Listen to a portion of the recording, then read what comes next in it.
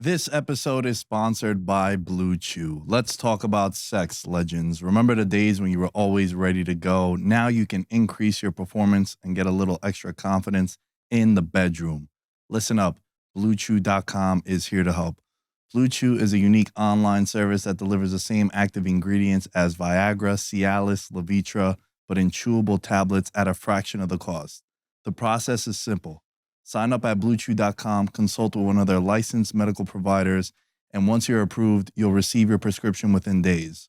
Blue Chew tablets are made in the US of A and prepared and shipped direct to your door in a discreet package, so you don't need to worry about anybody seeing that you're in need of some PEDs. You know what I'm saying? Blue Chew wants to help you have better sex and better strokes. Discover your options at BlueChew.com. Chew it and do it. And we've got a special deal for our listeners. Try Blue Chew free when you use our promo code VM at checkout. Just pay $5 for the shipping. That's BlueChew.com, promo code VM to receive your first month free. Visit BlueChew.com for more details and important safety information. We thank Blue Chew for sponsoring the podcast. Let's play the theme music.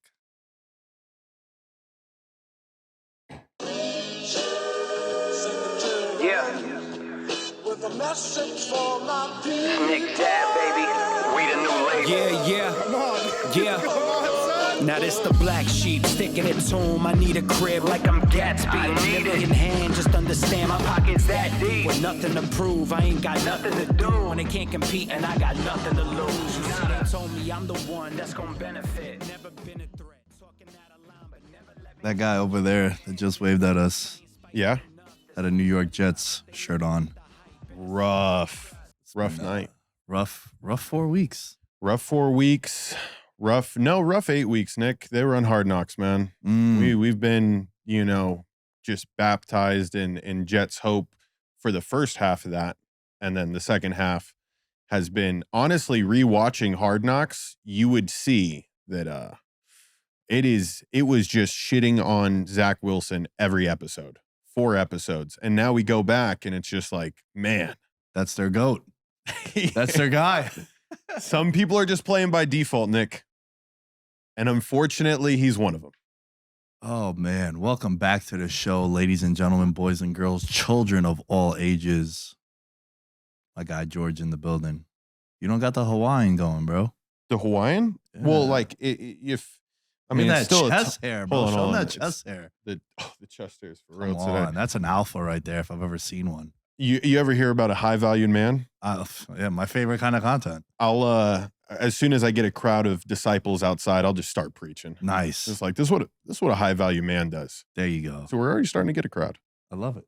Shout out to everybody walking by, as always. Amazing. Great girl. Amazing. She would take care of you, Nick. She would take care of you. Dude, there is so much to dive into. There is so much to talk about. The theme of this show is going to be what we've learned. It's about a quarter of the way through. I know we play an extra game now, so it kind of got funky a little bit because in the past it used to be like, all right, week 4, week 8, after week 12, and then week 16, you're kind of there, right? But now with the extra game that everyone plays, so we go up to 18 weeks, but whatever. We'll do it like quarterly breakdown. It's still the best way to do that, yeah. Yeah, I think it's the best way to do it, and it's probably the most optimal too. But with that being said, I want to I think I'm going to kind of blow my load early on this one. Go. That's what the people came here for, Nick. They didn't come right. And wait around. And listen, if you need some extra help in the bedroom, shout out Blue Chew VM at checkout. It could prevent you from blowing these loads early. But I'm going to take a victory lap, which ironically enough was with you on the same show. Yeah? Yeah. Back in July. Oh, I remember now. Back in July. If you guys thought I wasn't going to talk about this, you're crazy. But through the first 4 weeks in the NFL, the league MVP is a guy that we said is the only likely non-quarterback to win it. We painted the scenario why it could be Christian McCaffrey possibly at 150 to 1.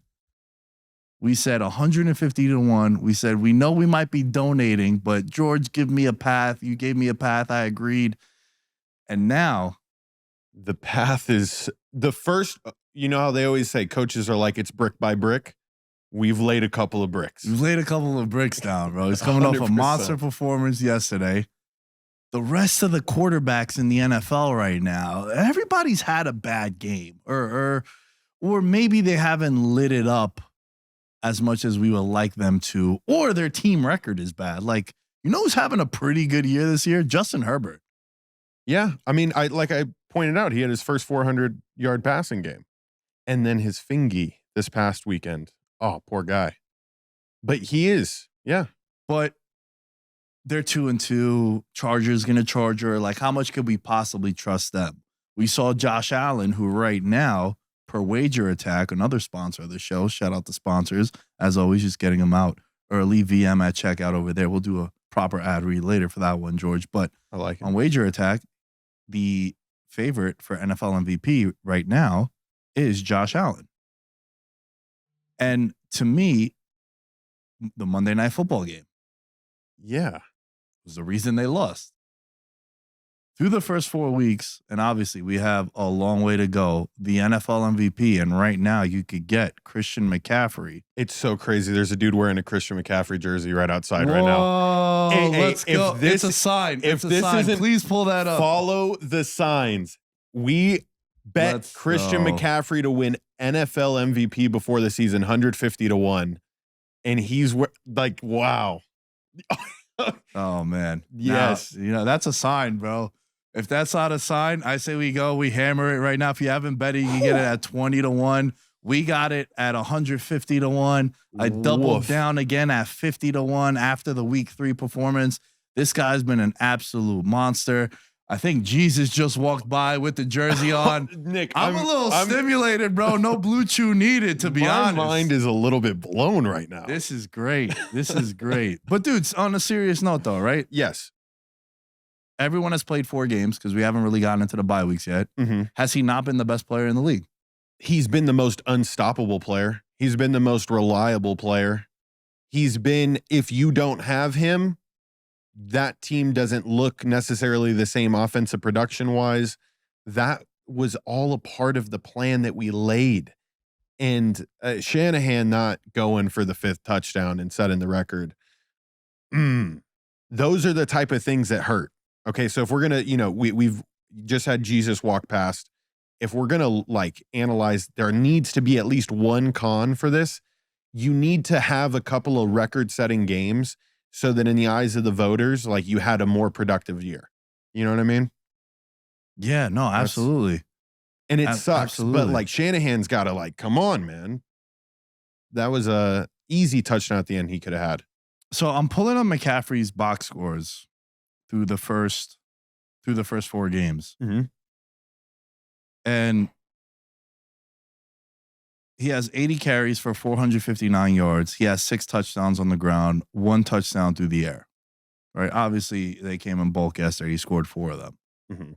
But he violated the Steelers, which I know the defense isn't really saying much. Pittsburgh's defense is not as amazing as we thought it was coming into it, right? But still, massive performance there, 152 yards on the ground. He had 116 against the Rams, scored a touchdown. He scored a touchdown every game he's played with the Niners. That's a stat. So let's just say, hypothetically, that continues, right? So right now he has 6 touchdowns. They're 4-0. They're going to play, what would that be, 13 more games they play? Yeah, they play 13 more games. So he has 6 touchdowns now. Let's just say this trend continues. He scores a touchdown every game. Gets him to 19. Gets him to 19. He's going to have, I think, one more 3-touchdown game. Yes. So he gets to 21. In order to, if we're painting, these are bricks 2 and 3. Yeah. Right. Yeah, now. yeah. So he has one more 3-touchdown. Holy shit, he won me my fantasy matchup week. Yep. Right? So he's at 21. And then let's just say 4 of the next 13 games, he scores 2 touchdowns. We're not saying he's going to go out there and score 4. Dude, he's going to score 26 touchdowns this year. He will also throw for a touchdown.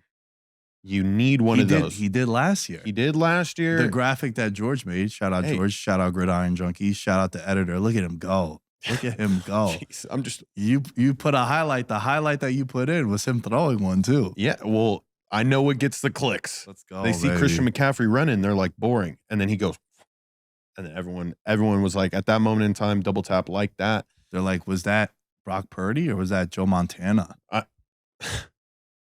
Because that was a dime that he threw that last year too. But dude, look, he's probably going to lead the league in rushing because he's doing that now. Yeah. How there's like nobody else on the team is getting carries. He's up 90, like close to 90 yards, give or take 85 to 90 yards on DeAndre Swift, who we'll get to him in a little bit too. Yeah. Really upset that the Eagles found a running game. But bro, you're looking at a guy. And another thing that we said going back to the summer episode, that he would need to get around like 2,800 yards, 2,500 yards. And right now he has 459 on the ground, and then he has 141 through the air. Dangerous. So that's like over 600 yards in 4 games. Yeah. We're not that far off. That's like 2,400, 2,500 yards of what we were saying. I just think that obviously we need him to stay healthy, which was another thing that we said. Yes. Right? I also think we need Brock Purdy to stay healthy. We need this whole offense to stay healthy because he is the catalyst for that. And having Debo, having Ayuk, who has emerged as the wide receiver 1 on that team, putting up monster games. Mm-hmm. I love how Brock Purdy is just like, fuck it, I'm going to just throw that shit up there, let him go make a play, like he did a couple times against Arizona, did a couple times against the Giants also.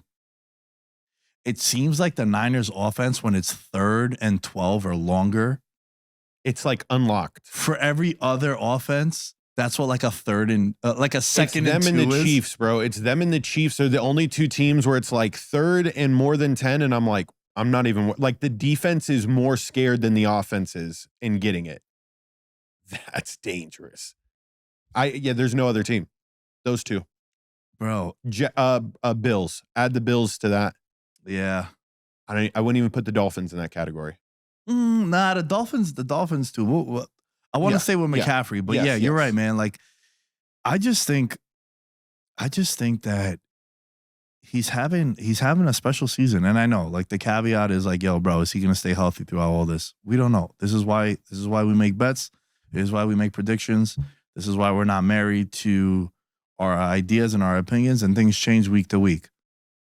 But it's just dope to see that something that we said back in the summer at 150 to 1. And also, check this out. On the preview show, he was my offensive player of the year. 20 to 1. Because we said, hey, man, he's probably not going to win MVP because it is a quarterback award. Obviously, we've painted the picture so many times, and we'll be painting this picture the more he goes and goes and goes. But now he's the favorite. He's plus 300 to win offensive player of the year. So the way things are projecting, it's going to come down to him staying healthy. And I think he wraps up one of those awards. And, man, he is a buzzsaw in that offense. Can we please, like, just absolutely demolish the narrative that Josh Allen is the MVP frontrunner right now? Like, there's no way.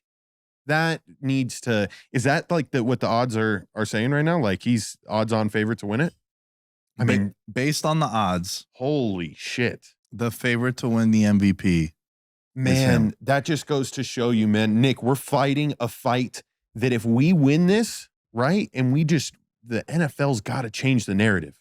It's the best player on the team, the person that makes the biggest impact. Come on, man. It can't always be a quarterback. This is the year. And especially not when it's a quarterback that's a fucking loose cannon, dude. So you can't give it to a gunslinger like that. Right now, Josh Allen plus 300, Tua plus 450, Mahomes plus 500, Jalen Hurts plus 550. Then you have Lamar Jackson plus 1,000. You have Justin Herbert 15 to 1, so plus 1,500. Mm-hmm. Then you have Christian McCaffrey, who is by far the leading candidate of every non-quarterback. Like, the next closest is Tyreek Hill, and he is at 80 to 1. Wow. So, and your boy Puka Nacua, 250 to 1. I mean, he's probably like plus 200 for offensive rookie of the year at this point. Maybe even less. Yeah. So look, I think there's something to this, man. The team is really good. The system, the players around them, and look, it's not like Brock Purdy. Brock Purdy's 30-1 to win MVP. He's having a pretty good year, but it's clear that everything is going through McCaffrey. Yeah. And it's so much easier to say off a 4-touchdown game, but man, it's even last year, bro. I was saying how I don't think I've ever seen a more complete offense. Yeah, versatile. That's the word that I was looking for. That's how I described them. Because even though Deebo Samuel hasn't been doing as well as he did 2 years ago. Correct. But they just need him less. They needed him way more back then. Yeah, that was before McCaffrey, you know, really and then it's just allowing everybody to understand their role. I think their offense, I can more paint in my head like Shanahan, very similar to basketball. You know how every player knows how many shots they're going to get? Every player going into every game knows how many targets they're going to get. And I think that's like very healthy for an offense. I don't think there's too many offenses that can do that in the NFL. You know, but I think with the 49ers, they have every type of play drawn up for each person to shine, you know, and that's a dangerous combination, tough thing to find. I would like them to start like really putting up like crazy scores. Like I want to see them score like 40. Like consistently. You know, I know let's go back and they've scored 30 in every game, but they've also won comfortably pretty much every game. Correct. I want to see them get challenged in a sense, like going down the stretch where they gotta like see Brock Purdy from behind. Yeah. No, that's pause. Pause, yeah. But, shout out Cam and Mace. Pause. Pause is taking over. But yo, listen to this though.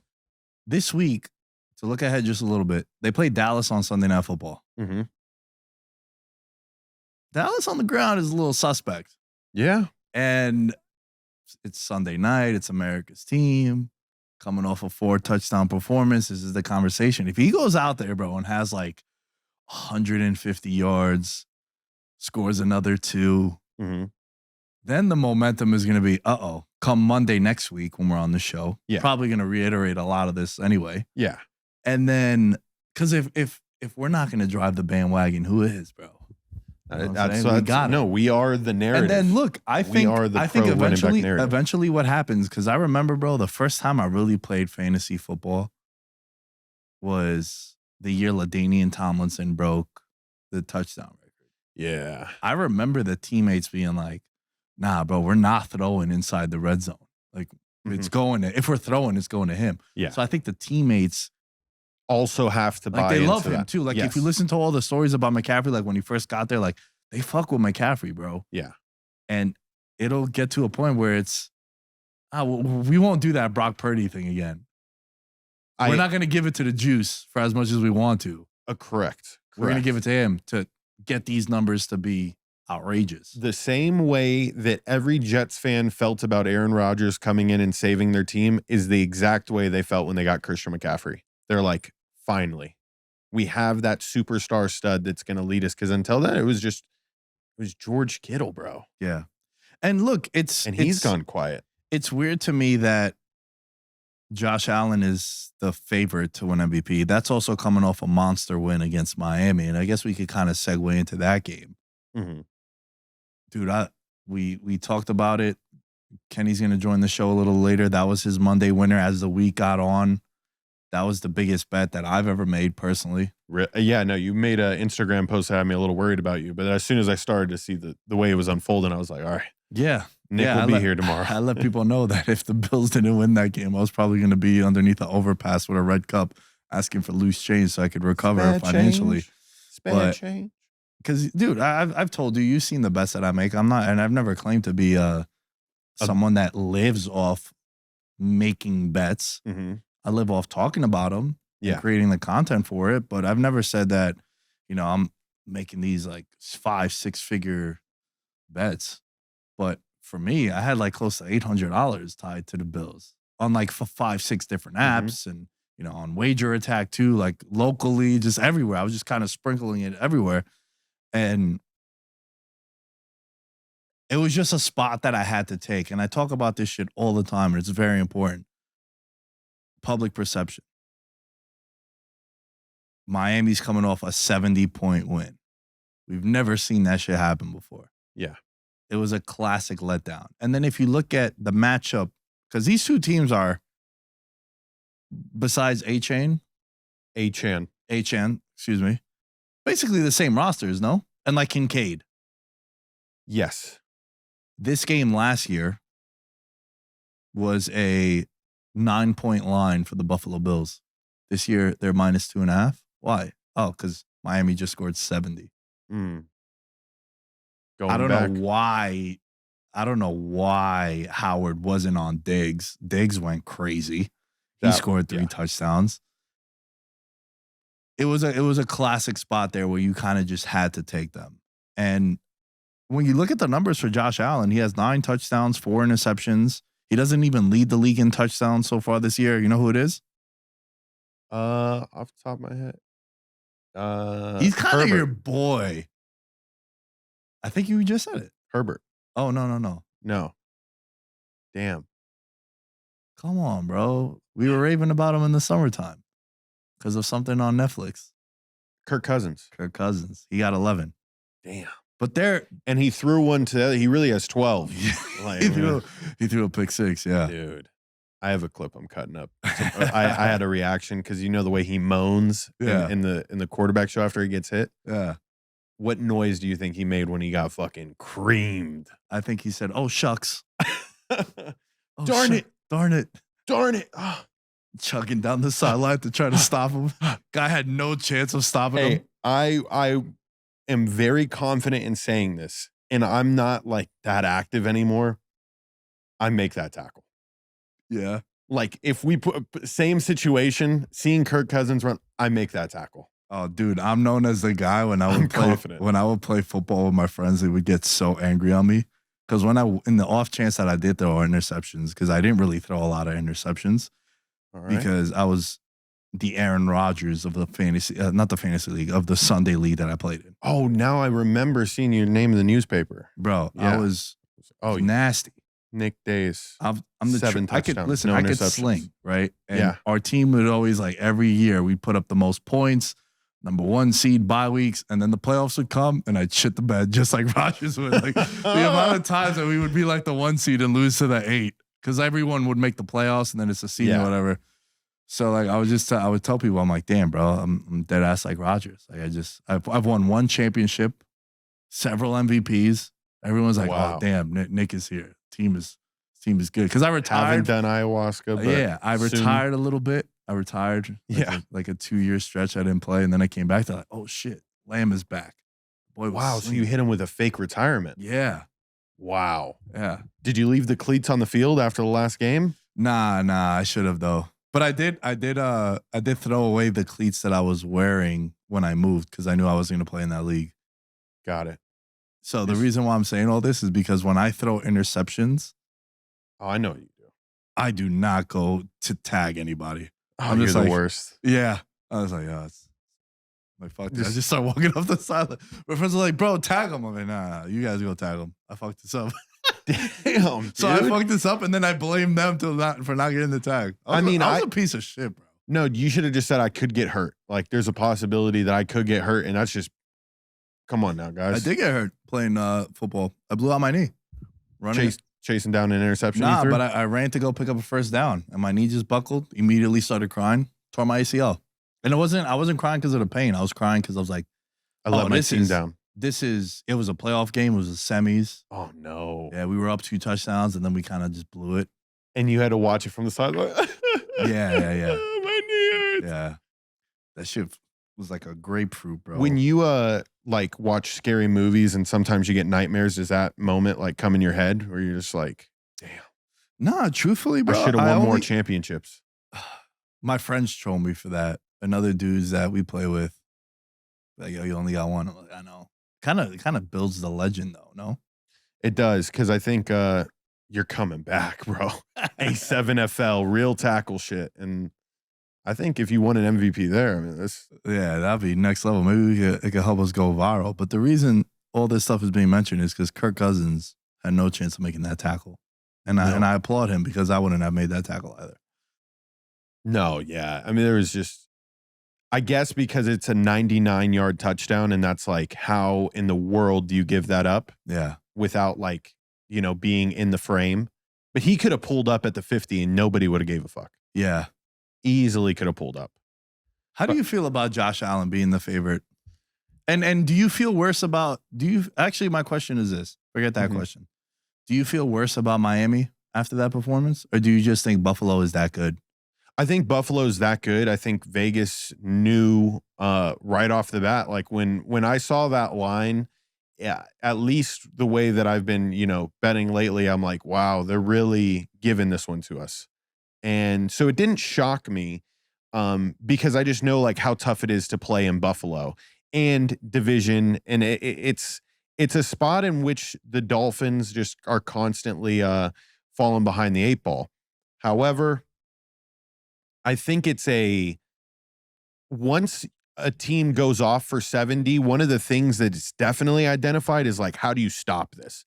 And I think the best way to stop the Dolphins is a bend, don't break defense. You saw all day yesterday that the run game was wide open, everything short, they were letting up, but they just didn't allow big plays. And I think once you do that to the Dolphins, and it's happened even in earlier weeks, like before with the Dolphins, like they are a defeatable team because Tua isn't necessarily the best red zone quarterback. He's always struggled down there. So I think as long as, they're not giving up the big plays, you can win spots like those. I think this is like a game for the Bills that I don't attribute to Josh Allen necessarily. I think Stephon Diggs went off. And I think it kind of makes it easy when you have a player kind of make some really big time plays.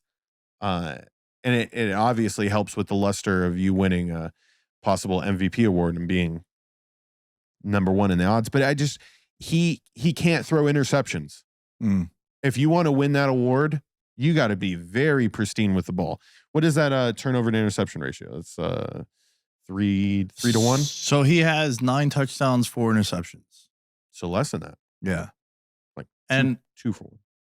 And look, he was 21 of 25 for 320. It was crazy because when I was breaking down this game, I said that it seemed like whoever had the ball last was going to win. And through the first quarter, it seemed like, oh shit, whoever. Yeah, because it was like both teams got in the red zone quickly. Yeah, and like effortless, bro. Yeah. Diggs was open by a lot. Allen was checking down.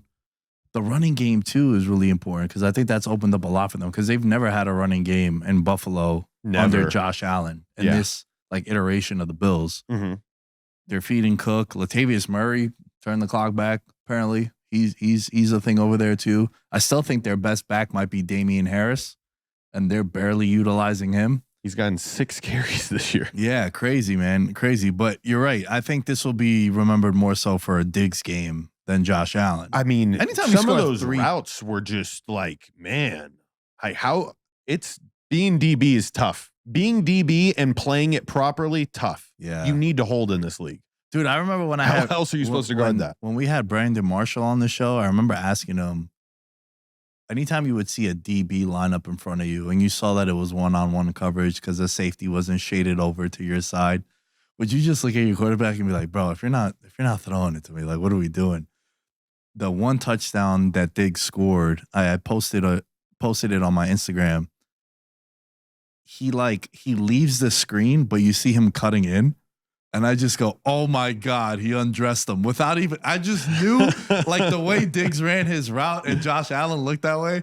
Cause bro, Diggs is probably the best route runner. It's like him, Adams, Kupp, Keenan Allen. Yeah. Like these guys are so amazing running routes. And I know we're probably forgetting a bunch of people, but those are the ones that come to mind. And bro, when he made that move inside and then bounced it outside and then like he catches a touchdown and he's like backpedaling, just like looking at him like, bro, you ain't shit. That shit was food. That was so good. So good. They should have named a street after Stephon Diggs, not Josh Allen. In my opinion, I just think he more electric of a player. Yo, look, I've talked about this so many times, and there are some teams right now in the NFL that you can see this being an issue. And if you're a listener to the show for a long time, I apologize. I've talked about this shit over and over again, but it's true. When you have a young quarterback, you need to get him an alpha wide receiver. Now, does it always work? Not really. Though DJ Moore did have a monster game yesterday with Justin Fields. Yeah. But the way you want to properly evaluate him is you got to go out there and get him some talent. The reason why I'm bringing this all up is because Josh Allen was not this kind of guy until Diggs got there. The potential was there, but that kind of unlocked him. Mm-hmm. And yeah, in the past, and I still feel like he's going to make those mistakes because he made the mistakes against the Jets. Like he has that gunslinger mentality, which I also prefer because I don't want you being a check down guy. Like I want you to like throw, Derek Carr. Yeah, like I like don't want Derek Carr on 3rd and 12. Yeah. Throw the ball downfield. Yeah. Yeah, give me a first down. Yeah. What are you doing, bro? You're throwing it to the flats. The guy has no hope. There's 3 people tackling him. Right? The Kirk Cousins in the playoffs, the Hawkinson. It's 4th and 8. He threw it to the flat. It was like, oh, thank you, bro. You did what we want. As fans, you did what we wanted. You didn't throw it to your best guy. You threw it to the tight end in the flats, 12 yards behind the sticks. Here's the thing. I don't need Josh Allen being a gunslinger on like important downs. Yeah. I don't know. Like I know in certain situations it's good, but it's like 1st and 10, you're trying to get momentum on your side and he throws it deep into double coverage and you're like, bro, what are we doing here, buddy? You are a 1,000,000% right because it would piss me off when I would throw interceptions on like 1st or 2nd downs. And then when I'm watching teams, it's like, why are you throwing it's 1st and goal in the red zone. Like, don't yeah. If it's a 3rd and 8 and you're in no man's land, like you're at like the too close to punt, too far to kick. Mm-hmm. And you throw a jump ball to Devontae Adams at like the 5 and it gets picked. Okay. Fine. Yeah, I don't care. That's why I think not all interceptions are made equally. 100% on that. Yes. So it used to be my Andrew Luck argument. Andrew Luck didn't win Rookie of the Year when RG3 won it over him. They both made the playoffs as rookies. Mm-hmm. And RG3 had a way better roster than what the Colts did because, remember, Washington then traded up to get RG3. They were like in the 15-ish range. So I don't know. They were like 7 and 8 or 7 and 9, whatever it was then. Andrew Luck legit had the worst team in the league. And the knock on him was that he threw more picks. But it was like, bro, he also threw the ball 600 times. So RG3's like 400. Yeah. And most of his interceptions were, all right, it's 3rd and 12. We need to play like before half. Or, yes, you're trying to make a play. So to me, interceptions is, you're right. Don't do it on 1st and goal from the 3. Correct. Don't do it on a 1st down. You have all this momentum. That's where it upsets me. And that's why Josh Allen, to me, is just nowhere in that category of an MVP category or like candidate right now. I think it's got to be Jalen Hurts. Like, I think so. I mean, has he fumbled this year, Jalen Hurts? I mean, the turnover thing is like in my head right now. So I'm like, are you have we talked about the what do they call it? The brotherly shove, the tush push? How do you feel about that? I like it. I think teams are overcomplicating it. Like, I don't like it when I see teams motioning a tight end like right behind. I've seen more penalties off of something that every time the Eagles run it, dude, they come out in that formation. Everyone in the stadium knows what they're doing. These teams that are like lining up in different formations, or they maybe have their tight end, their quarterbacks in shotgun, their tight end motions across and then goes and takes like a quarterback sneak. It blows my mind. Blows my mind that the Eagles have perfected something, but still teams can't follow it. I also think the Eagles are the only team that it works that many times. The Chargers tried it this past weekend. I know Justin Herbert's finger wasn't like necessarily the best, but they don't get it, And then I think I've seen a handful of other teams try to do it and they get stopped. And I'm like, man, it's not the worst thing in the world. Some people could have said with the 07 Patriots, the go ball to Randy Moss with Tom Brady was OP. Yeah, like are you going to ban that? No, Yeah. it's just you got to be better. You got to stop it. I think that's. Dude, remember Wildcat? Oh, I can have a Wildcat- fucking rant about Wildcat right now, but brother. dude, when Wildcat first came out down in Miami, that was like, holy shit, this is gonna change football. And then the next year, people will run Wildcat and be like, yeah, bro, we figured this shit out. Stop doing it. And now when you see Wildcat, you're like, oh, okay, it's a blast from the past. Yeah, I think the Wildcat. Oh, it's about Taysom Hill. I'm gonna cry. Okay, talk to me. The Wildcat. Because you just brought it up. I mean, it's just Taysom Hill is our leading rusher right now for the Saints. That's problem number one. To be fair, Kamara did play well yesterday, and he was coming off a suspension. Yeah, Kamara caught 13 catches for 33 yards from check down Carr. Hey, PPR, baby. Yeah, I know, right? You could have dominated with him if you had him for that. But let me tell you, it is just a lost. It doesn't work anymore. It does not work anymore. It's so predictable. I feel bad for all the Saints receivers when multiple times we were down 14-3. It's a first down and Taysom Hill comes out at quarterback. We're down 14-3 in the third quarter. Taysom Hill comes out at quarterback, and guess what? They're not even in a wildcat. They're in an empty formation with Taysom Hill at quarterback. They did this twice, and we're down by multiple scores. What the fuck are we doing? Is that as bad as Pittsburgh still continuing to run the sprint out option pass to the short side of the field? They ran that play, I think, 9 times yesterday, bro. That's Matt Canada's special, dude. It is unbelievable That's a Matt how much Canada special. That play blows. It always blows. It's terrible. It just limits your offense. It is not a good play. If the first guy isn't wide open at any level, it's just not a good play. And it drives me crazy. It upsets me. It's, Nick, why do these offensive coordinators fire themselves? They fire themselves, dude. Like, I don't see a singular team in the NFL doing what the Saints are trying to do. And it just, one, like, can we buy into something? My God, dude. We have Derek Carr who has to sit on the sideline and watch Taysom Hill get snaps on 1st and 10 when you're down by 2 scores. What does that do to your ego? Yeah. Everybody in the entire stadium knows Taysom Hill's running the ball. This whole conversation started with the Eagles tush push. Yes. Sorry. Going back to the Washington game though, bro. I wrote this in my notes. I was watching this game yesterday with a friend of mine, and he had the Eagles -8 in a contest. And Sam Howell runs up the sideline on a 3rd down and gets hit, like right at the sticks. And it's like it's like Bam Bam personified, right? Number 26 on the Eagles, I'm blanking on his name right now, hits him. And then Sam Howell gets up and like flags come out. And my friend is like, dude, that's not a late hit. Like, what the fuck? I'm like, bro, pay attention to this. Anytime a guy gets hit out of bounds and it's on his sideline, a flag is coming out. Of course. When Tillery hit Herbert, granted, way worse. Like, that was clearly a late hit. Yeah. When he hit Herbert, that happened on the Chargers side. Oh, this guy got to get ejected now. Brawl kind of breaks out.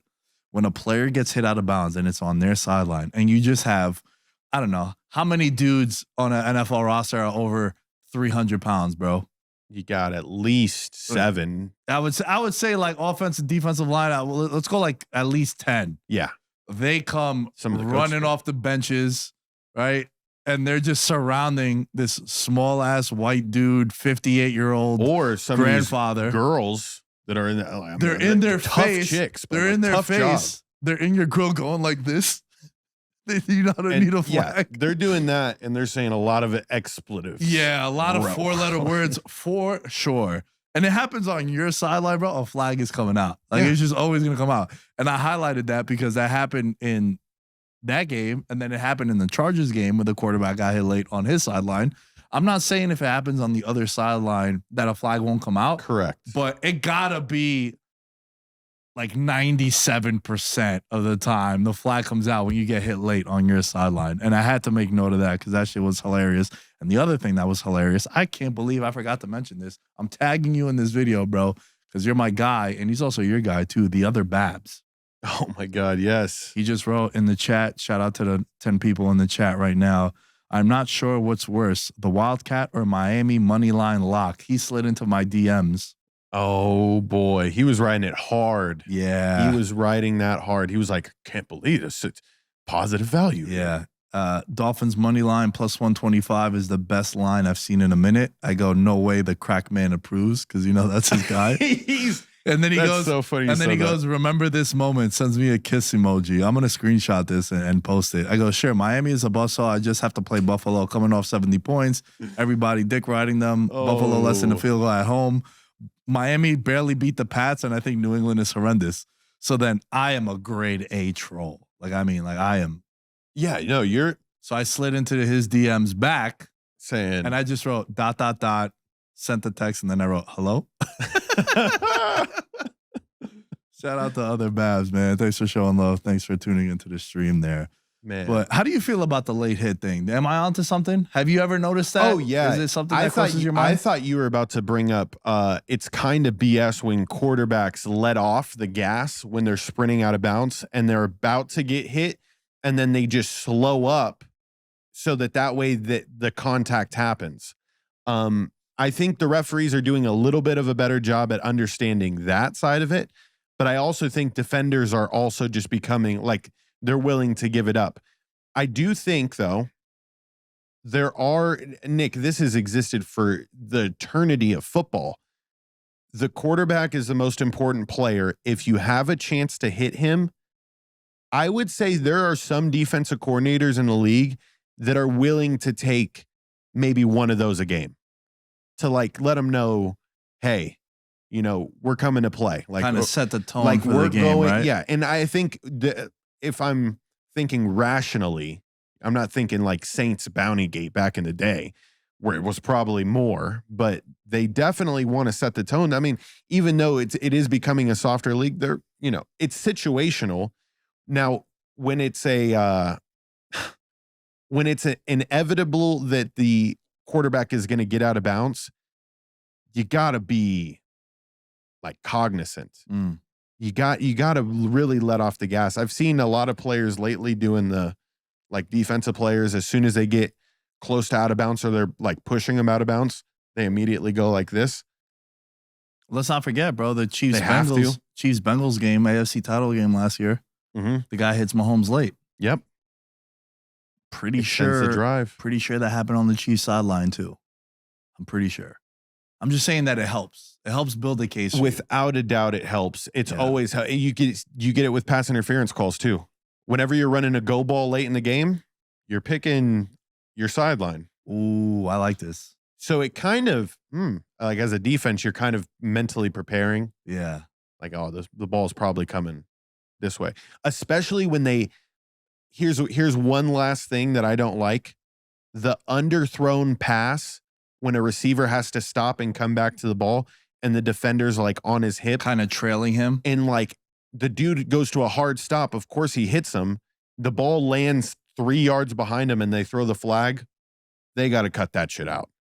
It's got the rule when I was growing up is it needs to be a catchable ball. They enforced that pretty hard in the early 2000s for the most part. Like if that ball wasn't in your catch radius, you weren't getting a fucking flag. Bro, when I was at the Steeler-Raider game last week, they threw a flag on, I believe it was a 2-point conversion that Jimmy G threw the ball into like the third row. And you're like, what? To Jacoby Myers. Jacoby Myers got tackled. Like it was a pass interference. But Of also course. like there was no chance in hell he was catching that ball. Mm-hmm. I love that. And I think it needs to be addressed. Yeah. That's a big takeaway from the first quarter of the football season. Man. Huge takeaway. But I think Kenny is hopping on in a sec. There are a couple of more things that we do need to discuss, but we'll cut to Kenny when Kenny comes on. But yeah, I'm just waiting for the okay on the text from him to do so. One thing I wanted to also mention Mm-hmm.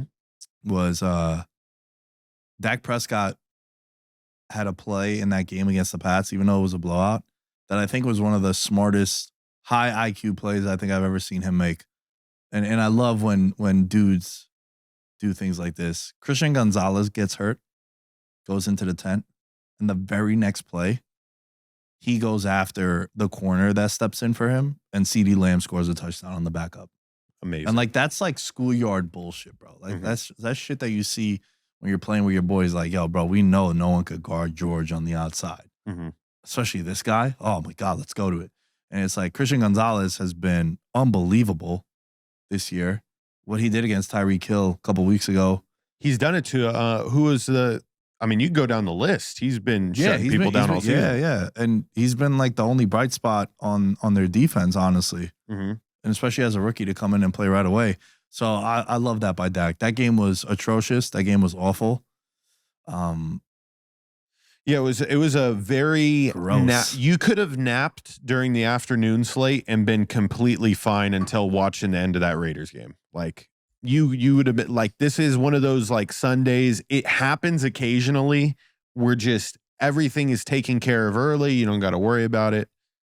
I myself didn't nap, but I was close. We're gonna end the show with the Chargers and the Bengals talk because we haven't talked about the Bengals yet, but I believe our guy Kenny is on the line. Kenny. We got Kenny? Oh, can't hear him. Nope. Mr. Kenny, bet big. Can you hear me now? There we go. Boom. Hey. What's up, Kenny? I had faith in the guys behind the cameras, man. I knew they would figure it out. They're working hard back there. Yeah, you know who else has figured it out, Kenny? You and I, bro. 3 straight winning weeks in Circa, baby. We turned it around. That's it, man. And I think my rant last week, what did George say? My WWE call out. I think I dialed home that we would turn it around. Let's go. It was hard. Yeah, I mean, you can't not turn it around after that was like the Tim like Tebow speech. Yes. Right? I think it's your turn this week to keep the good juju going. I love it, man. Kenny. Yeah, because after Nick ripped into me, I did go 2-0 last week on my picks. So and on the show, both picks I gave out on the show, winners. So congrats to the listeners and the Patreon members. Yes. Yeah, Monday winners. Kenny crushed that. And then we ended up putting both of them in the contest too, bro. We took the Bills minus 2.5, and you were on the Jaguars. Again, this is I think the 7th straight year that I forget that there's a London game on a Sunday because I just wake up at halftime and I wake up from a text from Kenny. He's like, yo, I think we're good. Even though it was halftime and like usually, we kind of don't like to like blow our loads early as far as saying like, oh shit, like we cashed this bet. Yeah. Especially Kenny and I who've been doing this for a long time. Like we've seen how shit can go south so often. It just felt like, Jaguars had that game covered. Yeah, at least in Toy Story Land it did. Yeah. It looked well taken care of. How crazy was that, right? That pretty wild with technology, man, what they're doing now. But I didn't even realize this at first. One thing a lot of people, especially the viewers, you gotta remember this Sunday, another London game, the Jaguars, I think they got to be the first team ever to have back-to-back London games. What an advantage is that, not having to travel back and forth, right? Yeah, and then they're playing Buffalo. They're minus 4.5. The Bills are right now on Wager Attack. Shout out Wager Attack. Yeah, Kenny, that's a good point, bro, because I don't know how many times this has happened because I don't think teams have played back-to-back games in London. No, yeah, I think this is a first. And one of the reasons why I was so strong on the Jaguars last week is because they play in London every week. There's I don't have the exact number, so I'm not going to like spew out stats here to back it up. But if you want to fact check me at home, you can look these stats up.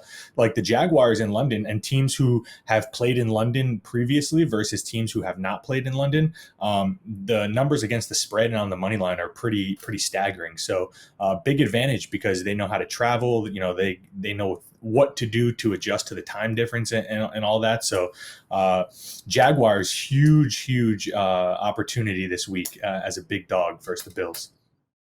Yeah, and bro, there's been so many. I remember vividly. There was like a Baltimore Ravens game where like the Jaguars, and this is when the Ravens were like good with Joe Flacco Ooh, and like Flacco. Blake Bortles, and bro, like the Jaguars beat them like 40-10 or some wild shit. You're like, what the?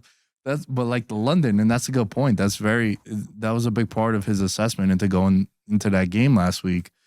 How they play there so often. Every year they're playing there. This year they got the back-to-back. And just to recap our Circa picks, we took the Packers +2.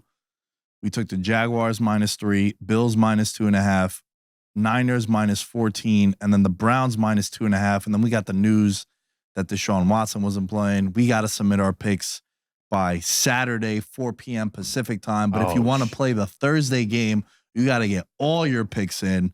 And then the moment that we submitted the picks, because we both loved the Packers spot on Thursday, Kenny and I did. And I think that was one of yours. I liked it too, dude. Yeah, that was your Monday winner also last week. And the moment we press submit, I see an Adam Schefter report out of nowhere, Kenny. It's like, yeah, Deshaun Watson's getting his shoulder. I was like, where was that? Like, he was fine. There was no report of that. And then Friday, he's doubtful. And I'm like, oh, and then the line flips. So that's going to be happening. But it was a good week. I like just stringing winning weeks. We're on 3 straight winning weeks here. So I'm pretty happy with our performance, Kenny. Yeah, I mean, we got to feel good, especially like we were talking about yesterday after 1-4, right? 1-4 week 1. You know, we were starting already behind the 8 ball, so we turned it around. 4 weeks through, we're sitting 10-10. Yeah, 10-10. So we're 500, and you know when you send the stats, like what are we, like top 2,500, I think now. So like when you send that, it sounds bad, but like the gap between first place and where we're at is literally like 1-5-0 week, you know. And that's the cool thing about this contest is, you know, you have a couple buddies who are in it and they started off super hot, and this week they struggled. So we can just, as long as we keep winning, the other contestants, you know, will generally start to kind of weed themselves out, right? Like, so we just have to keep churning out 3-2, 3-2, and then pop out with a couple 5-0s or a 4-1 week here and there. Yeah, because I was the person I was with yesterday. They were 3rd in Circa going into week 4. Whoa, 0-5. That's it. So it's like pressure bust pipes. You guys are on a steady track, just laying the foundation right now. Yeah, and look, if our worst week was going to be week 1, fucking yeah, sign me up. Yes. Yeah, I'll take that. I'll take that for sure. Kenny, anything you've learned through the first 4 weeks? I know I asked you this last week too, but now we got 4 weeks. We got a good amount of games that have been played, whether it's from a betting perspective or something from the preseason that you think is something we don't need to address anymore. Anything I've learned? What do you mean by that? What do you mean? I mean, I've been doing this for so long. I mean, of course, it's always good to keep learning, but you know, what do you mean by what have I learned so far? Like, is there a new thing that maybe you're not going to be targeting, or there's going to be something where, like, generalizing like a certain spot, or how? Kenny texted me last week. Got to give him his flowers on this, and he said something along the lines of, "Dude, I know you're gonna hate this. I don't know how it's gonna happen, but there's no way the Chiefs are covering this game on Sunday." Ooh. I was like, bro, I can't do it. I don't want to bet these shitty offenses against really good defenses, and I just hate this spot. I don't like it. And then Sunday afternoon happens, Kenny, and I see all these reports that we're gonna get bankrupt if the Chiefs cover the -8.5. And then at halftime, they're down the way they are. The Jets, I'm like, oh, here comes another blowout. And then Zach Wilson, Mormon Mahomes, outplays Patrick Mahomes in the second half.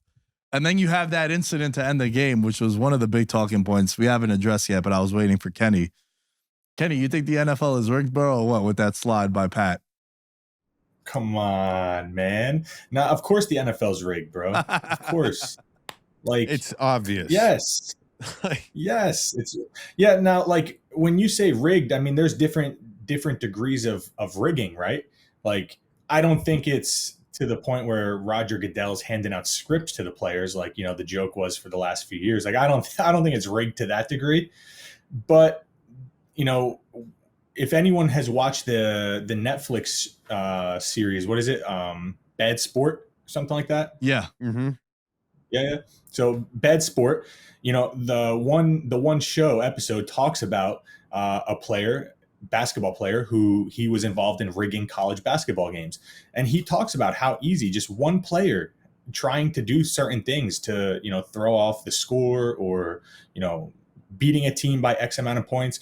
That's all you really need. And then when you factor in the refs into the equation, like if they're rigging these games, yeah, I think there's way too much money involved. There's and it's just obvious, you know, and I get it. You can make the argument Patrick Mahomes was making the right football play there, but no, I don't buy it. Bro, you know what? I feel like if you have a chance to score, you should score, because the end to that Chargers game, Sante Samuel gets an interception. Oh boy. And it's him and O'Connell. Tough guy to beat Aiden O'Connell in the open field. He's a sure tackler. Yeah, I mean, dude, hit power on 99. What do we got? 4.33 on the 40? And he just slides. He slides down. And then guess what? The Raiders have a chance to potentially get the ball back. They don't, because Justin Herbert makes this fucking unbelievable throw. Yeah. But still, it's like, why are you even doing that, bro? Just house the pick, dude. Just score. You don't want these incentives at the end of the year or some shit. That's the part that throws me through a loop. And here's the thing with a guy like Patrick Mahomes, prone to ankle injuries, you forcibly sliding yourself inbounds when you could have legitimately walked in. I mean, it would have been... I think he could have walked in the corner. Like if he went to the pylon. Yeah. I think that's a walk in with the ball in front. Bro, it was a shoot, like forcefully slide, possibly effortless. break your ankle on the turf. Patrick Mahomes at MetLife turf. Idiot, you idiot! God damn, bro, how the fuck did he not score? That sucks. I was and, you know, I knew it when it happened. I was just like, I swallowed it, but I was like, the touchdown would have made the game go over. Would have gave the Chiefs the cover.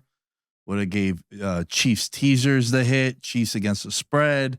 Obviously, the Chiefs are winning that game anyway. Who knows if you had a Mahomes anytime touchdown score prop also. It was interesting, man. It was interesting. Anytime I see stuff like that, it always makes me laugh. It always makes me laugh. Todd Gurley did it like 3 years ago, where he like nearly tore his own ACL stopping so hard. Did it against the Packers. I remember that because I had Todd Gurley in fantasy, and that was the reason why I ended up not winning my league. So I remember that vividly. So it happens, man. That was like the first one, I feel like, when betting started to get big, where, you know, where Gurley did that, and then Nick Chubb did it, right? Like a couple, like I think a year later he did it. So there's a couple guys, man. They know what they're doing. Yeah. Yeah. The one thing I'll agree with you, bro, is anytime we hear these athletes say like, man, we're not the underdog, or we don't know about the underdog, or they don't know about, I think they know about the lines, bro. Are they blind, Nick? Yeah. Like, are they a part of the jury? Are they just like not allowed to see social media? They don't know anything. They're just in the. Yeah. No one ever DMs them and is like, yo, bro, if you can score a touchdown this week, I'd greatly appreciate it for my $20 parlay. I mean, dude, if I was a coach, like a position coach, I'd be like, all right, so your anytime touchdown scoring prop is this. We have 6 plays in the playbook here that'll get you. So hey, these are in the script. If I'm just telling you. Hey, man, before we get into what do you guys think? Fixed? Yes. I don't think so. I think it is, and it's not at the scale like where it's like with everybody, but I think it's in some spots in which it'll be a Netflix documentary in like 15 to 20 years. And it's right underneath our nose. Well, I'll tell you this. If some shit comes out about Kadarius Toney week 1, I'd be like, all right, that makes sense. I can go back to that game and remember this guy dropped 19 passes he dropped? Like, that was crazy. Things like that. But it was, I remember the one that you were talking about, bro. It was Arizona State University. It happened here in Vegas. The dudes were coming into, it's one of my favorite ones. Stephen Smith was the point guard. He was going to be a lottery pick and traditional point shaving. Mm-hmm. Free throws. He said he would do it early or like when he had control because he was a point guard at the end of games. He would do it at the end, and he would just blame it on fatigue. Like, yo, I dropped Donahue said he would do it early in the game. Yeah. You can do it in like the first quarter when no one's even. Oh, bro, 2 quick fouls on like Giannis, then he goes to the bench. There goes your Milwaukee -7. Yeah, seriously, dude. All right, let's get into Monday winners. But before we do, we got to give a big shout out to our sponsor, Wager Attack. Are you guys ready to take your sports betting game to the next level? Look no further than Wager Attack, the ultimate online sports book for the true sports enthusiasts, with a wide range of sports, live betting options, competitive odds, and a live casino. Wager Attack is where winners play. Join today to use code VM and get bonuses and free play rollovers when depositing at the cashier. Wager Attack is rocking with us through the NFL season and is the official odds provider for VM. Kenny, you are on fire with the Monday winners. The floor is yours. What are you looking at for week 5 of the NFL? All right, so I already talked about the Jaguars. I like the Jaguars plus 5.5. I like that spot against the Bills, coming off the huge win over their division rival Miami Dolphins.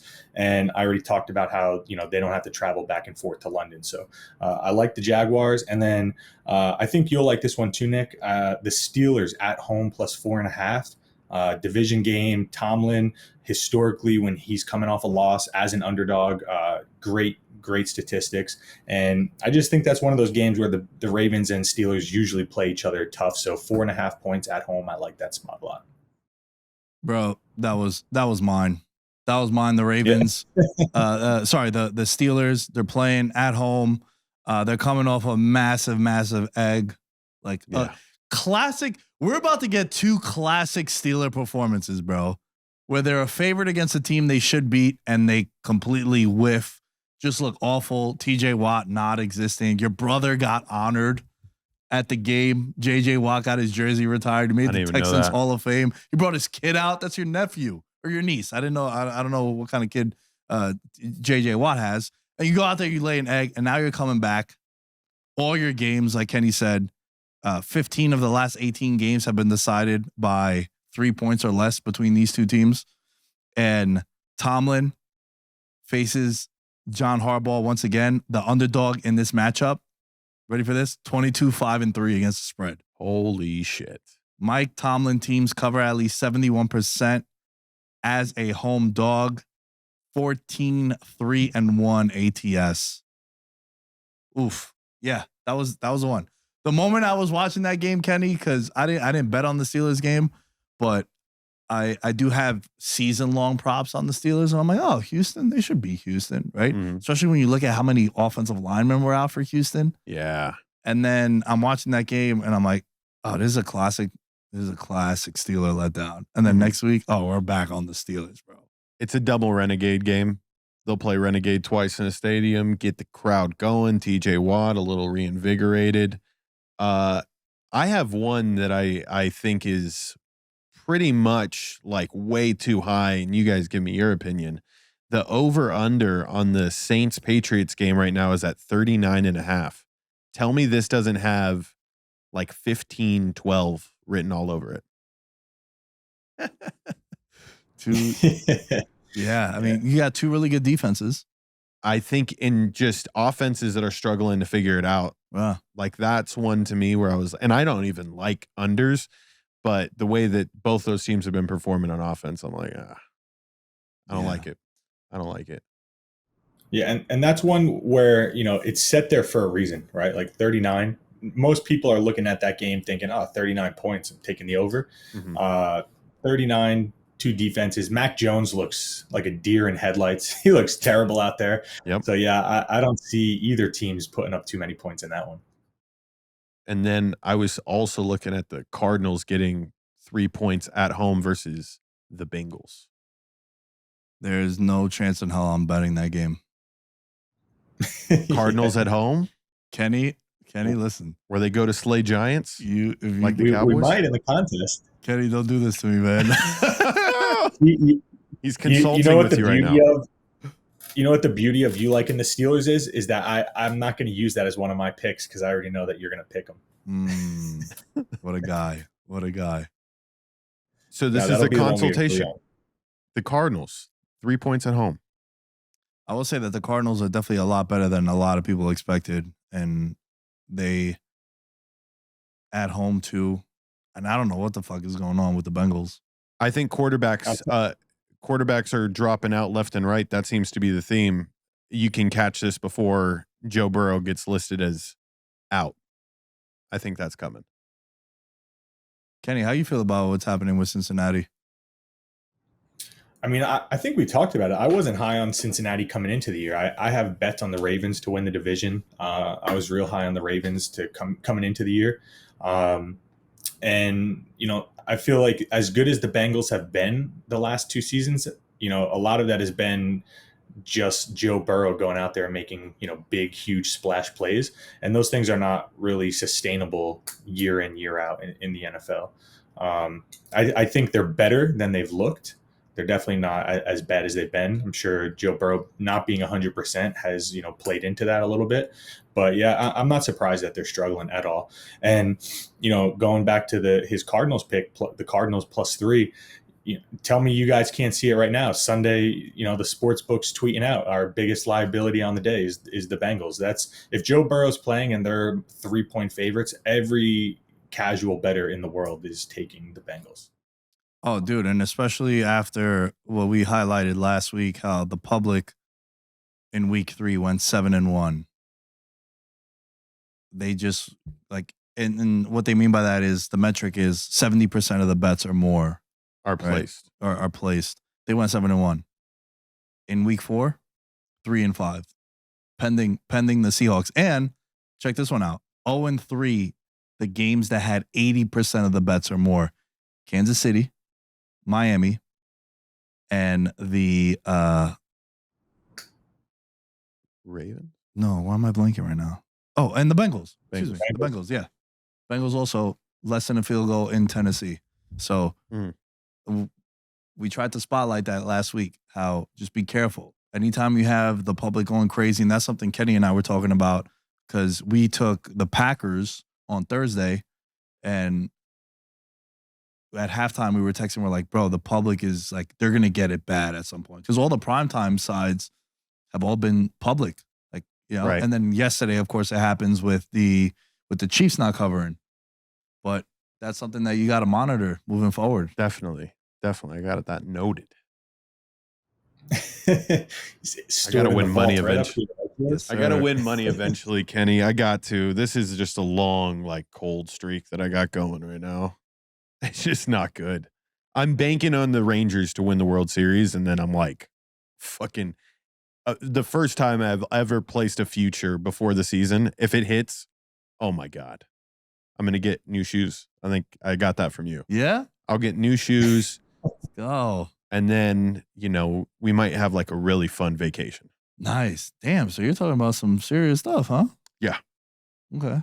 Yeah. Do you want to share or do you want to keep it private?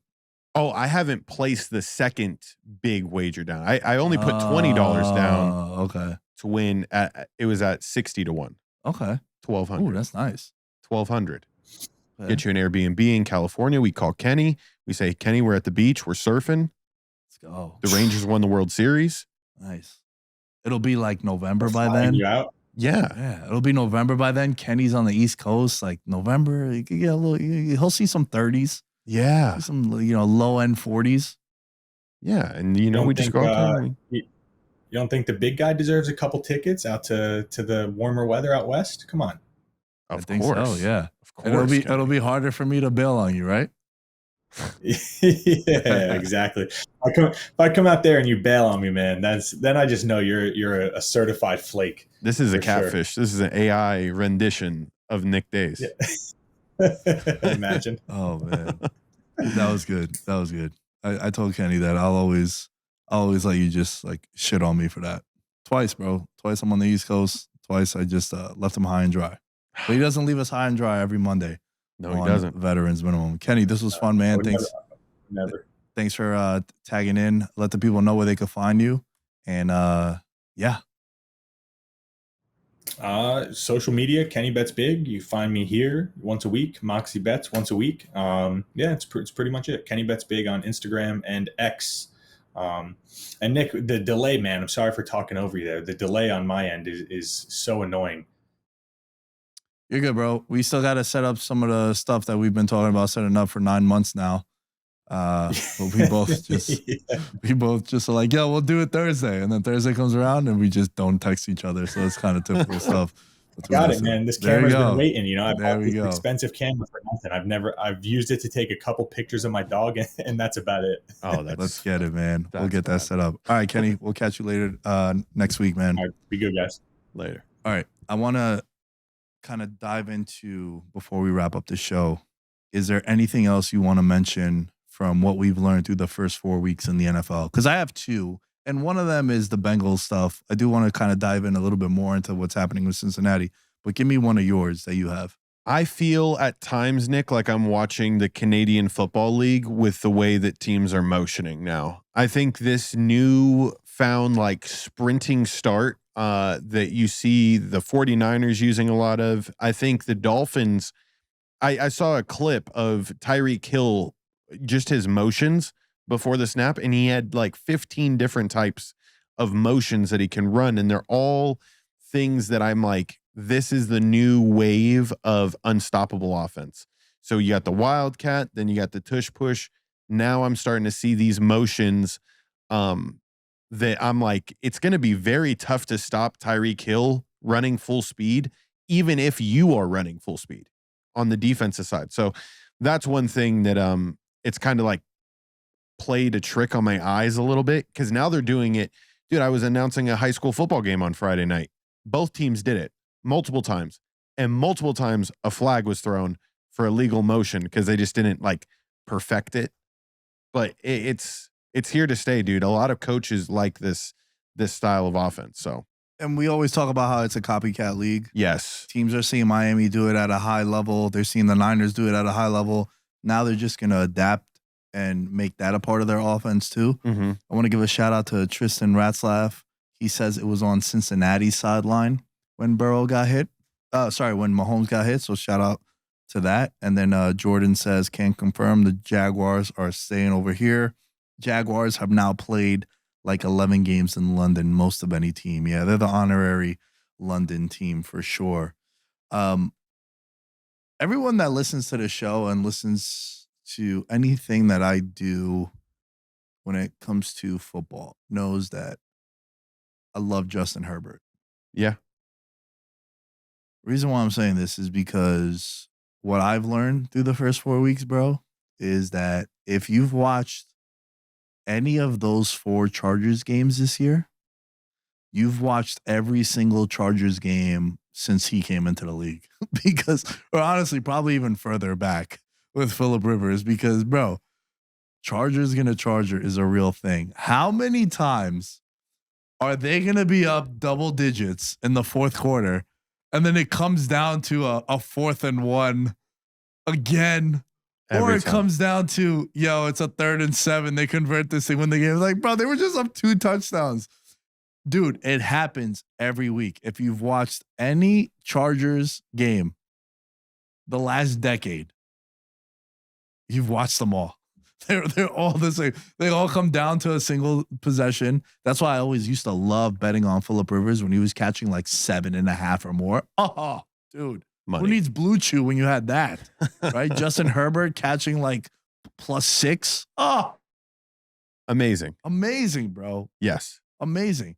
But it's because every game is going to come down to the end. Just like how Kenny and I were talking about before, one of the bets that we like is the Steelers +4 because they're an underdog at home coming off a bad loss. They're playing the Ravens, who every time, if you just blindly took the underdog in the Ravens-Steelers games since Harbaugh and Tomlin became coaches, it's like an 80% cover rate. Yeah. Maybe like 77%, whatever. Over 70. For sure. It's like, it's just one of those spots. And with the Chargers, bro, every game that they play, it's the same shit. It comes down to the end. They're the half a charge. San Diego, half a charge. That's the hashtag that you got to use for this clip. It's unbelievable, They're bro. half charged up. It's so frustrating. I feel like I'm blessed anytime I bet them and I win. I didn't bet it yesterday, but I'm saying like When they played the Vikings last week, that was one of our Circa picks. Again, came down to a goal line stand. Very last play. It's like, oh my God, dude, these gray hairs, bro. This is all you, LA Yeah. Chargers. So, I mean, you respect Bill Krackomberger. I'm sure the other Babs kind of douses you in his information all the time. Yeah. Bill Krackomberger admitted to me, he was like, they're the one team that has beat me for the last 20 years. I believe it. They're just because of everything you've just laid out. And this is coming from a sharp player that's been doing it for a long time. He's like, the Chargers, I still bet them. I can never win. I believe it. Tough. Yeah. It's just one of those teams that you're always backing them because of the things that we mentioned. They've always had a really good quarterback. They've had good offenses. Those are the kind of things that you want to back. A team that could put up the points if they're catching points also. But then they're going to do some shit. Bro, I remember there was a Monday Night Football game. They were playing in Kansas City, and they were going to kneel the ball. And Phillip Rivers fumbled the snap. Like, what? It only happens to them, bro. Yeah. But as I was watching that game, and I made note of it, because the afternoon slate was pretty shitty. It was. Right? You had the Niners were in a blowout. You had that game. And then the other one was New England and Dallas. That was also a blowout. Snooze. So I'm watching that game and I'm just like, bro, it's unbelievable. This shit happens every time with them. Don't matter what. Don't matter if it's in December. It don't matter if it's on the road. It don't matter anywhere. And guess what? For as much as we were clowning the Raider fans in Vegas last week with the Steelers, the Chargers, anytime the Raiders go in there, it's 70-30 Raiders. Yeah, dude. I mean, the Chargers have a very tough thing to do. They are the Clippers of Los Angeles. They are the number 2. Everyone looks at the Rams and their success. I wouldn't even classify, the Chargers being able to claim SoFi. Like, they really don't. I liked the Chargers better when they were playing at the soccer stadium. You remember when they did that for a year? Yeah, I liked it too. I actually liked it. They had, would the soccer stadium fit? Like 30,000, 40,000 people? Sold out. It would look packed. You had a lot more Charger fans because you're selling the season tickets. Mm-hmm. That was better. Yeah, that was better. Yeah, and now, just staying on the Chargers, Khalil Mack, is he the best player on that defense? I know he, went off 5 sacks. 6 sacks. Yeah. 6 sacks. Against his former team. Raider fans were sick. Dude, tell me Khalil Mack didn't look like he was moving in slow motion a little bit. Like, he didn't look like it looked like all the sacks kind of just came to him. Yeah. It was weird. Yeah, and I don't think Bosa had played yesterday either. Bosa had gotten what has rolled out. been up with him? I have not heard his name. The last I remember of Joey Bosa is when he was throwing his helmet on the sideline after they gave up the 31-point lead. And I just remember him twice that game. He slammed his helmet in the ground. I mean, bro, he got a huge contract, and it seems like he hasn't been that guy ever since. The only time I hear about Joey Bosa is how much he's being paid, and he's not producing on the field. Yeah, he didn't play yesterday. Yeah, so I do want to end the show with the cover boy of this week's thumbnail and podcast, and it's Jamar Chase and Joe Burrow. We kind of touched on it in passing, but man, is it that Joe Burrow's hurt? It is. It is. Do you think so? Cameron and Mace come and record in here. Yeah. And Cam brought up a really good point of he's hurt, but he's playing because he just got a huge contract. And the way the media is, the football media and then social media, you get a huge contract and then immediately you got to sit. It's kind of like, dude, what's good with you? Yeah, it's a little suspect. Because, hey, the NFL is not the NBA. All right? Look at Zion Williamson being able to coast by for the last 4 years, making absurd money, and then re-upping on a contract and then still sitting. Yeah. Crazy, right? But in the NFL, you can't do that. And I think it's more so a pride thing. I think Joe Burrow is fighting through something right now that if he was truthful with himself, he knows he's not 100. And the worst part about it is it's too late, Nick. It's too late. They're going to sit him now. This hasn't happened. I'm just predicting it because at a certain point in time, you got to preserve the assets. And you kind of you want to get Jake Browning ready. Is he really not that ready to toss him in there? I think AJ McCarron is the other backup. So, it's too late. It's too late. You should have went 1-4 with Jake Browning, and now you get 100% Joe Burrow coming into week 5. That should have been the play. But I don't know if it was as much media hype as it is Joe Burrow's just tough. He watched the quarterback documentary and was like, Patrick Mahomes, tough guy, playing through injuries. And that's my rival. And I can do that. Yeah, I want to mention Jake Browning is the backup, but the depth chart for the Bengals has no one else. They don't have a third quarterback. There's a rule like you can't. He's on the practice squad. Okay. Yeah, there's a lot of new players that have been going on the practice squad. It kind of threw me off too, but they aren't listed there. But if you look at their schedule right now, they're last in the division. They're 1-3. They got the Cardinals on the road this week. Mm-hmm. We've already mentioned how that's probably going to be an 80-20 game where 80% of the tickets are going to come in on the Bengals. There's no way I'm betting that game. Just not. I'd rather anytime there's a situation like that, I'd rather just not. There's another 13 games on the slate. I'll find something I like. Right. I don't need to force this. Right. Because you could already see half of the eliminator pools are going to be thinking, bro, there's no way the Bengals go 1-4. They're not going to lose to Arizona.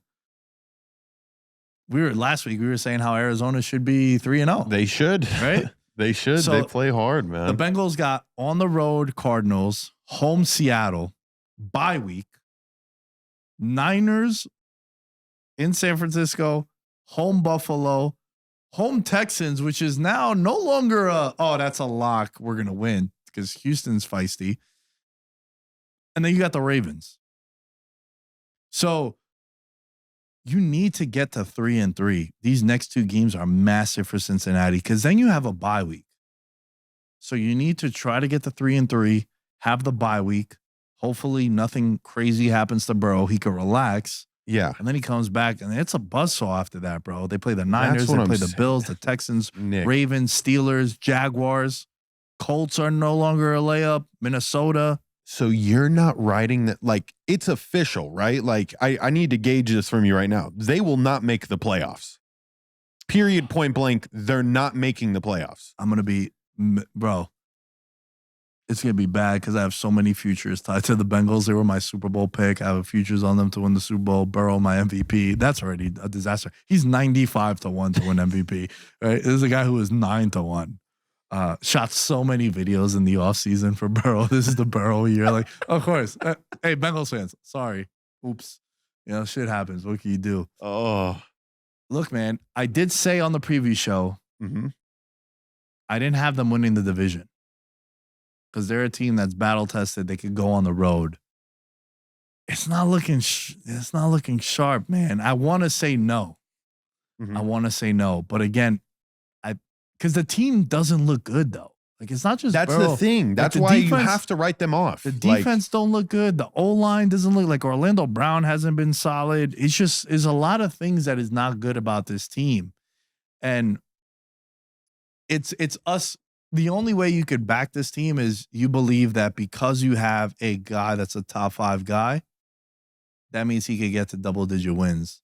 Because what we're seeing, they're not a playoff team. They aren't. They aren't. You needed to see it this last game. Because I mean, going into this, I was like, the Titans should get handled. I really thought the Bengals were gonna go down there.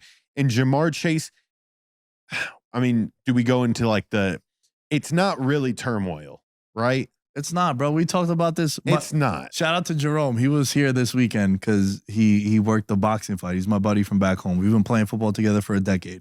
I posted about it when we were talking about Josh Allen and Stephon Diggs. How, bro, that happens. People, he's walked off the field on me 189 times. Yo, this motherfucker don't throw me the ball. I can't play with him no more. I quit. Jamar Chase, I think, was also kind of saying it to get the media off his back. There was mad people in his face. First off, yeah, it's what else? It was a shitty question. Yeah. That led to an answer that was do you feel like you should be getting the ball more? What? I'm always open. Like, No, that's not what he said. my bad. I'm always fucking open, Nick. There we go. I'm always fucking Hey, open. it's the cover art. I'm always F asterisk King. King open, bro. Why did he say, excuse my profanity? That just goes to show you Jamar Chase, heart of gold. Yeah, Like, class act. He really is. Like Terrell Owens, AB, Steve Smith. they would have never apologized for their profanity afterwards, bro. Are you kidding me? Amon-Ra St. Brown would never do that because he's a Saint and he's the best receiver in the league. I remember the first time I went on your show, man. Shout out Gridiron Junkies. I cut like a wrestling promo, how crazy you were for saying he was a top 5 wide receiver. And all he did was go on to have top 5 in catches. And like now he's like one of the best receivers in the league. So good. He's so Cameron good. keeps hitting him on the first time touchdown score. She's hit it twice this year. Yo, that's good. Good spot. Okay, I want to end with this. I'm glad that the +1 mentioned this. It's probably never going to happen because you need to have a lot of money to do this. Or if you're doing $10 bets, it's still a substantial bankroll. Have you ever noticed the first touchdown market for defenses, special teams?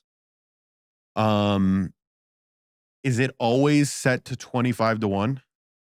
It's a number that's set across the board, right? There's no teams that have it more than others, right? There are some, but I would say consensus, and I was making note of this as I was putting together the show for this week, because I want to try it, but I don't know how possible it could be. Just because you're asking for a lot of money when I break this down to you. Dude, there's been 7 first-time TD scores this year by defense and special teams. If you were to bet each game, yeah, $100, let's just say $100, this is easier for us to track, that the first score of each game is going to be a defensive or special teams touchdown. The range is anywhere from like 35-1 to 70-1 I've seen. Let's just call that makes sense. Let's just call it 50-1. All right. Right? I pulled up my little calculator here. There's 32 teams in the league, which means every week you got to put up $3,200. You're right. You're right. Now, if you go 3 weeks with no special team touchdown being the first TD score, you're down close to 10K. You're probably calling me and being like, I'm going to come to Vegas. I'm going to stab you because you just cost me $10,000. Wow. I see where you're going with this, though, Nick. But yesterday, the Panthers' first TD of the game was a pick 6 by Kirk Cousins. Giants, Sunday Night Football, blocked field goal, touchdown. Steelers, a couple weeks ago, first TD. All you really need to do, bro, is hit 1 a week. Yeah. Or in this case, you're up. We've had 6. So 6 times, yeah, you're talking like 36 grand. 36 grand and you've only spent about 12. Let's just call it 50-1. 50-1. So each hit has been for 5K, right? Okay. Because we're saying it's 50-1.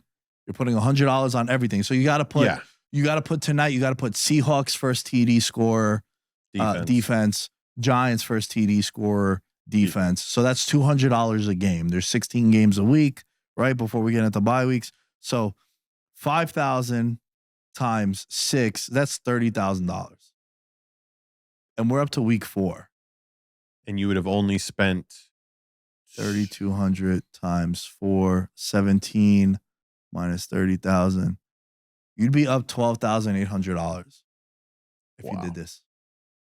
Now, however, look, responsibly, people. I need to go. I want to, and I'm going to make this a point that I need to go and do some homework on this one, and maybe give me like a week. I'll come back with actual numbers. I want to go to last year. I want to go to the year before. I want to go to the year. Let's go back 10 years and see. Man, maybe there was no first TD score until like week 7. I doubt, but yeah, I think it's something interesting, bro. Because if you look at the market for it, they're the lowest ones, and I was following it all week. The lowest I saw was 35-1, and then the highest I saw was like 75-1. So that's why I kind of middled it. Yeah, at you 50. middled it. Okay. I don't know, man. It was interesting. The degen in me was like, ooh, we might have to start doing this, bro. And you could also do this. Excuse me. You could also do this with $10 bets. Yeah. And then you'd be up $1,280, $1,280. So I don't know. I think it's interesting. I think I might track it for like a week or two. Yes, I think it is. In my opinion, if you're a person that likes like fun odds, betting the person who's most likely going to score the first touchdown, like the best odds, it's still coming at 3-4 to 1. It's like, yeah, if you're just trying to get your fix on something big, it's way more sure of a 3 to 4 to 1 than like golf is. You know what I mean? The pool is a lot bigger in golf. That's why it always blows my mind that when you see guys that are that low. But for first touchdown score, I mean, Cameron's hit Amon-Ra St. Brown at 9 to 1 both times. No, you'll get some good ones, man. Like even Kelsey, you'll get him at plus 500. Late in the season, I remember last year, he was getting down even lower. Yeah, dude. Like he was like 2 to 1. Yeah, I mean, dude, we were talking about McCaffrey before. He was minus 280 to score a touchdown yesterday. Jesus. And it's only going to be going higher and higher because he's on this massive run now. But before we sign off, and this was a banger of an episode, shout out to everyone in the stream that tuned in. And most importantly, shout out to the members of the Patreon. Patreon.com/veterans minimum. You can support the show in many, many different ways. For as little as $1 American dollar a month, you can pledge to the Patreon. And then $5 a month, you get access to the Discord. As you can see here, shouts to Isaiah in the control room who got this up. Get access to the Discord, the betting picks. Last week on the betting picks, we went 3-0 on our Sunday picks. We got UFC coming back up. We got soccer tomorrow if you're listening to this on Monday night. But we're doing giveaways. We're giving away 2 football helmets, VM custom football helmets for the month of October. And then we're also going to give away some sneakers.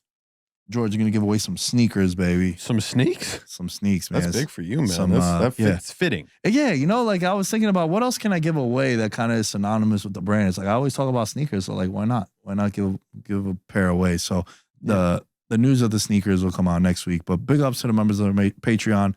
We got Mahul, Abel, Ben, Christopher, Derek, Dylan, Jerry, Jordan, Mike, Nick, Thomas. Thank you all for pledging to the Patreon. We are at 83 members. We're trying to get to 100 by the Super Bowl. So, yeah, patreon.com/veterans minimum to support the show. And also, we got the merch store, merchandise.veteransminimum.com, where you can get this sweet champion. Champion. Look, I got the C over here, too. You know what I'm saying? This one is for the over champions. Here. And we got that new merch. Yeah. I'll have something for you. Next week. Nick, can we just go over this? Okay. Cause like, I don't know, like for people that are just listening to the show and they have never met you in person, Nick is one of the nicest people you will ever meet. Like he's always looking to get wasn't rehearsed. It wasn't in the script. I promise. He is just that nice of a guy. He's constantly giving me shit. Thank you. He is that nice of a guy. Oh, dude, you're going to make a real one tear up a little bit. Yeah, no, there ain't no fucking crying around here, bro. Man up. Man up. We're men. I compliment my bro for being nice. That's not weird. Let's go. Yeah. Let's go. I like that. Let's do it. Let's do it. Where can people find you on social media? Follow me at Mr. George Carmona. You can follow this wonderful journey I'm on. I got like 18 different podcasts that I'm helping produce. I need to get a list of them just compiled on my like link tree so you guys can follow all of those, but just follow my life. I'm living a pretty fun life. I'm having fun. So if you want to see that, give it a follow. At Nick Dais 10, as you can find me, all things Veterans Minimum are at Veterans Minimum. And we'll be back later this week with another live stream, 4:30 p.m. Pacific time on Wednesday. And then for everyone, audio purposes, you'll get that episode on Thursday, youtube.com/veterans minimum to watch the live stream. And yeah, we're out. We out. In his element, I'm a gold medalist, bronze like your medal is. So many deer in headlights, but it's bedtime. Hear that supper bell, main course be the venison. Dab, most dangerous game. Either kill or be killed.